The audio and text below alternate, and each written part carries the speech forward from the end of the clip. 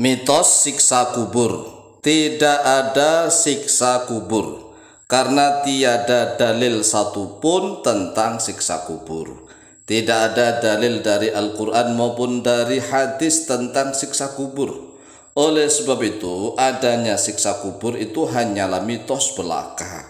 Karena tidak ada siksa kubur, kata orang-orang yang ingkar terhadap siksa kubur. Padahal dalil dari Al-Quran dan hadis banyak sekali tentang siksa kubur. Lalu orang-orang yang merasa sok paling rasional, sok paling logis mengatakan bahwa tidak ada siksa kubur karena orang itu matinya tidak semuanya dikubur. Ada yang ditenggelamkan, katanya begitu. Ada yang jasadnya dibakar. Ada yang jasadnya habis dimakan binatang buas. Lalu bagaimana ada siksa kubur? Ini kan katanya orang yang paling logis, katanya orang yang paling rasionalis. Oleh sebab itulah, mari kita jawab dengan dalil-dalil yang nakli maupun yang akli. Dalil nakli dinukil, diambil dari Al-Quran maupun dari hadis. Kemudian dalil yang kedua yaitu dalil akli, dalil akal, dalil rasional. Yang pertama, di dalam Al-Quran banyak sekali Allah Jalla Jalaluhu menjelaskan adanya siksa kubur dan nikmat kubur. Salah satunya adalah bahwa Allah melarang kita menganggap bahwa orang-orang yang mati fi sabilillah sebagai orang yang mati. Padahal kan sudah mati. Tetapi dikatakan bahwa orang yang mati jihad fi sabilillah itu ahyaun inda rabbihim yurzakun. Jadi mereka itu hidup inda rabbihim yurzakun, di sisi mereka diberikan rizki. Nah, kalau ada orang-orang yang mati kemudian ternyata tidak dikatakan mati, bahkan mereka masih hidup, mereka diberikan rizki oleh Allah, berarti orang-orang yang mati dalam keadaan kafir juga mendapatkan siksa dari Allah. Begitu. Karena banyak sekali orang-orang yang soleh yang mati jihad fisabilillah ternyata tidak boleh dikatakan sebagai orang mati. Mereka itu masih hidup. Di sisi Allah mereka mendapatkan rizki. Kemudian contoh lagi misalnya dalil hadis yang diajarkan oleh Rasulullah SAW tatkala sholat mayit, sholat jenazah. Di dalamnya itu Allahumma a'idhu min adzabil qabri. Ya Allah, lindungilah dia dari siksa kubur. Kan di dalam doa sholat mayit itu yang lengkap itu kan ada ya permohonan agar Allah melindungi dia dari siksa kubur. Nah, bagi orang-orang yang merasa sok rasionalis, sok logis itu, coba kita doakan. Kita doakan semoga di dalam kuburnya disiksa, berani apa enggak? Tapi janganlah, kasihan. Kasihan orang-orang muslim, ini orang-orang muslim, orang-orang Islam bahkan berkedok ustadz-ustadz yang katanya sebagai ustadz-ustadz yang logis, yang rasionalis mengatakan bahwa siksa kubur itu tidak ada. Aduh, ini pendangkalan akidah namanya. Ingin merusak akidahnya umat Islam. Lawang jelas sekali kan, setiap kita sholat jenazah, sholat mayit itu ada doa. Ya Allah, lindungi dia dari siksa kubur.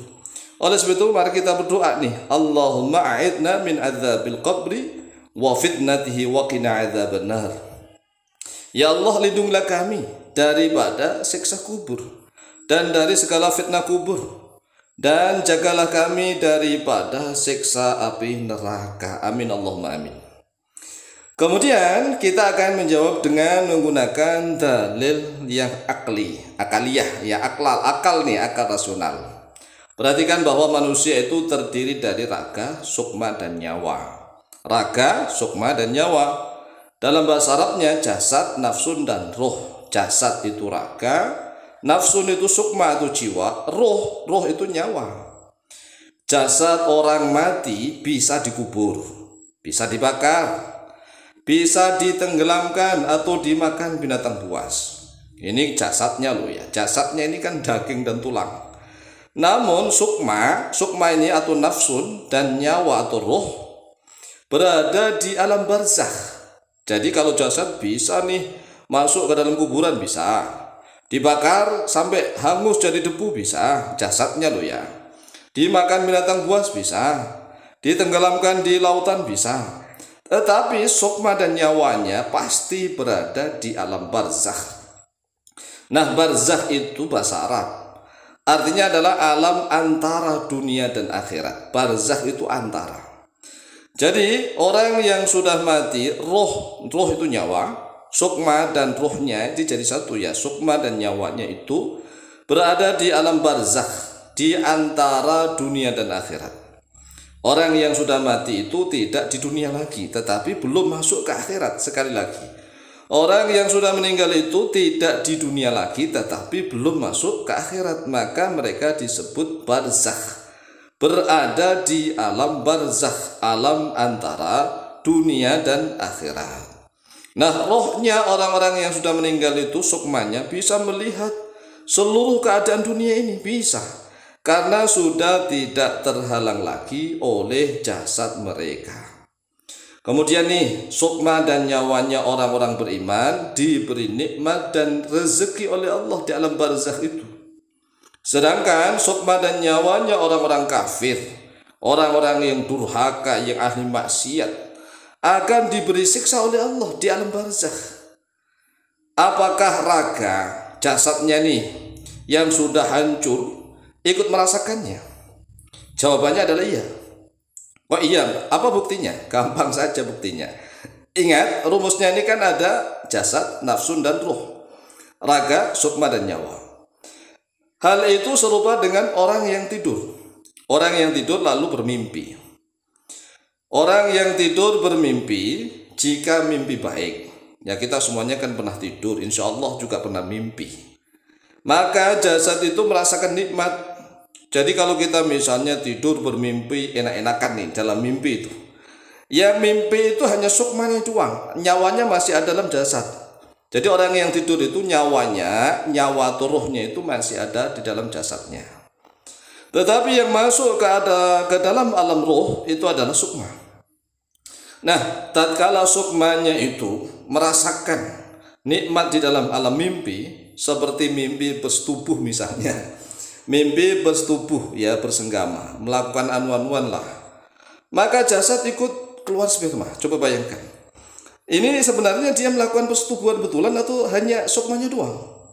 Kan yang bersetubuh itu kan sukmanya doang. Tetapi mengapa jasad yang tergeletak di tempat tidur itu tiba-tiba ikut merasakan kenikmatan sampai-sampai keluar sperma? Coba bayangkan. Demikian pula jika mimpi buruk misalnya mimpi dikejar-kejar hantu, mimpi dikejar-kejar hantu atau ditangkap, diikat, kemudian dibawa oleh makhluk-makhluk besar-besar misalnya. Ini kan mimpi yang menakutkan, maka jasad juga akan ketakutan. Jadi kalau orang itu yang sukmanya mimpi buruk, maka jasad ikut ketakutan, gemetar dan tersiksa. Nah, ini sama dengan orang yang ada di dalam barzakh. Orang yang di alam barzakh itu adalah sukma nyawanya, sedangkan jasadnya bisa berada di alam kubur. Ya, itu istilah di alam kubur. Tetapi ada yang jasad itu dibakar hangus, ada yang ditenggelamkan, ada yang habis dimakan binatang buas. Semuanya itu bisa saling setrum menyetrum. Jika sukma dan nyawanya nikmat, maka jasad yang kelihatannya habis tetapi masih ada, itu semuanya bisa saling setrum menyetrum.